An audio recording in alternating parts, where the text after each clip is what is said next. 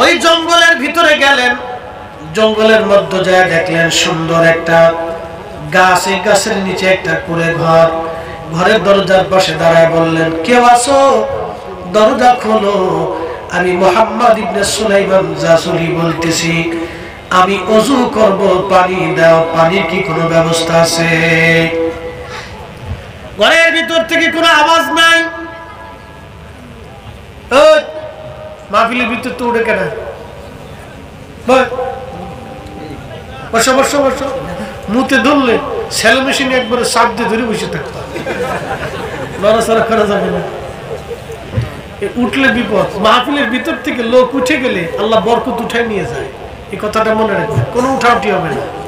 যদি ফেসাবে ধরে তো সেলো মেশিনে একবারে কায়দা মতো চাপ দিয়ে ধরে রাখবে, প্রয়োজন বোধে একবারে তালা লাগাই দাও, কোনো আজকে কাহিনী হবে না। একবারে 2 ঘন্টার আগে কোনো উঠাউটি, লড়াচড়া, বসাবসি কিচ্ছু হবে না।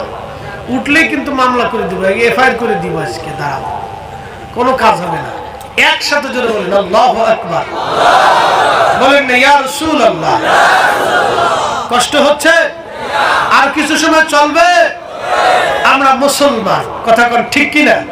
তো কি মুসলমান, এটার পরিচয়টা আজকে দিয়েছে। মুসলমান তো কিতাবাত মুসলমান, এটা বোঝার দরকার।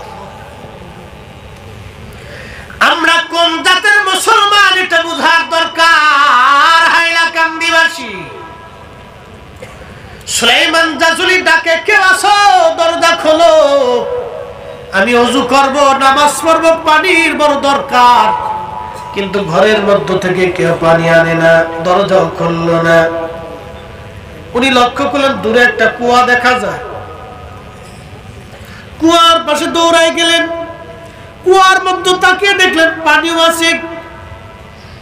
সুলাইমান জাসুলি পানি উঠানোর মতো কোনো দড়ি নাই, বসক নাই। দড়িও তো দরকার, বালতিও দরকার, তাহলে কুয়ার ভিতর থেকে কি করে পানি উঠাবে? যদি কোনোদিন আপনারা মদিনায় যান, মদিনার থেকে বদর যাওয়ার সময় একটা এলাকা আছে নাম বীরে শেফা, একটা কুয়ার নাম বীরে শেফা।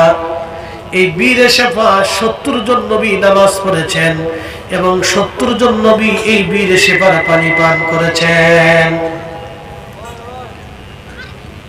বদরের যুদ্ধ শেষে নবী ফিরে আসি, শত শত সাহাবী বীরে শেফার কাছে ভিড় করলেন, তাবু গাড়লেন। সাহাবীরা বলল, হুজুর